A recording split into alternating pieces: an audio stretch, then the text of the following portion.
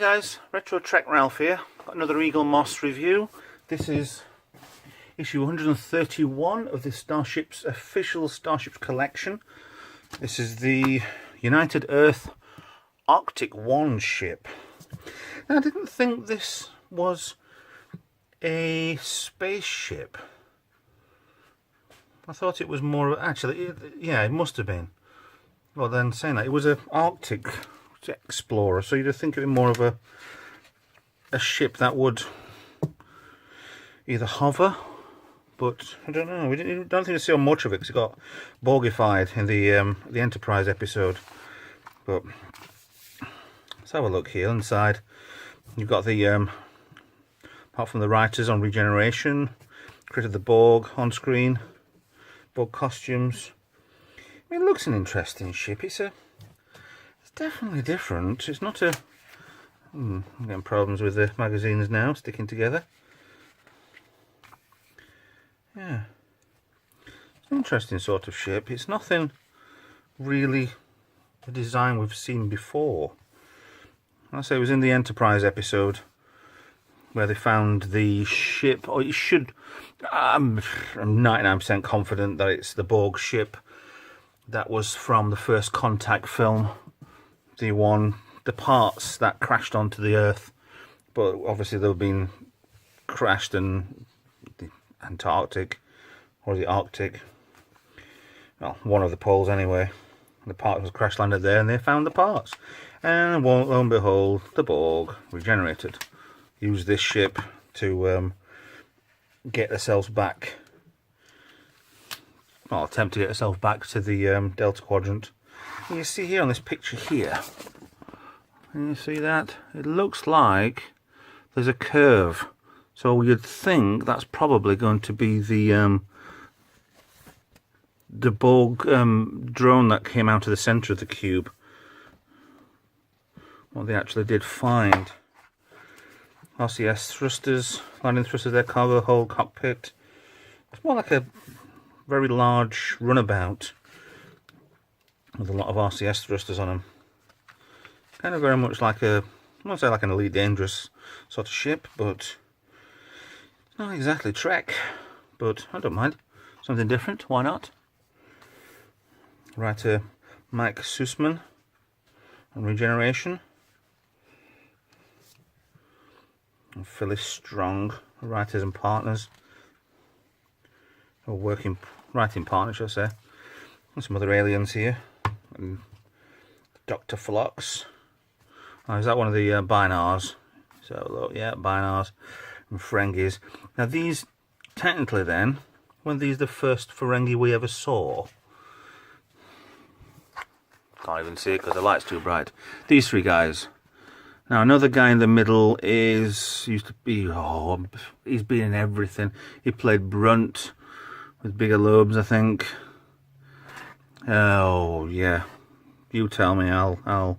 Jeffrey Combs. Yeah, there you go. I can't even see it on here actually, if there's anything written on it. But that's Jeffrey Combs. So he turned out to be one of the first.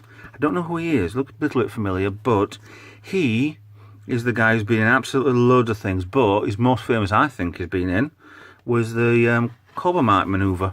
He was the small child-like boy who was in charge of the first Federation ship, and he keeps popping in and out of Star Trek all the time. So yeah, a little bit of movie fact for you. He's obviously a lot older than we were in '66, and just in the second film, second episode or third, I think that's third or fourth, something like that. Oh, the Borg changed different, didn't they? Scheme suit fabrics, patterns. Yeah, well, it's a different outer endoskeleton sort of thing, instead of more like a body armour. What they ended up with. I do like the Borg like this. Nowadays they seem to have slimmed down. Oh, nowadays. Then the last incarnation we saw of them seemed to have slimmed down quite a lot. That's an interesting one. It's like Cyclops. Rolling again. Let's get away from camera. It's more like Cyclops with one eye there instead of moving it to the side. Very, very different species. And I think there actually was one like that in the first episode. Or the mouth guard on. A very weird species. But it's amazing dressing up like one in cosplay. Let me show the ship as it is in space, and then Borgified down there, but we'll get around to that in a moment. Next episode is a Warship Voyager. Goody.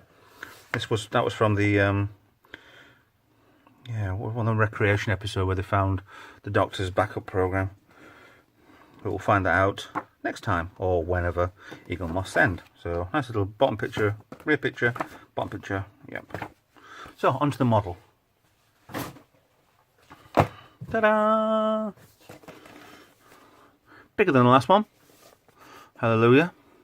Let's get this out of the box. Model number, let's have a look. Moon Transport? Okay. 22372-A/B. So I'm assuming it's not the first run, but the latest one. Good sign. Nothing's fell out. Right. This feels quite a heavy ship, I'd say. The top's metal because it feels colder. But let's have a look at some detail on this. Got the bridge section there. Around to the front, there's a navigational deflector. Come on, zoom in. We have up to, come on. You know you want to. Arctic exploration. Saying that. Let's get these lights out a second. Use the flashes, the camera's flash.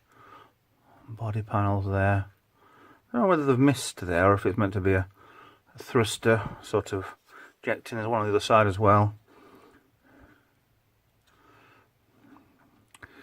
Usual window misalignment again. Can they never get these things right? Right. No registry number. Why is that as bad as that? Is it meant to be like that? No. Actually, according to the box art, that bit's all supposed to be blue. Bridge section up here. Strange how it has skis. But, and there's more thrusters, RCS thrusters. But let's go to the bottom in a minute. Really nice, solid enough ship. Showing the circles on there from where it's been moulded. Oh, the back. What do you think? Underneath section, more of the looks like it's been used quite a bit.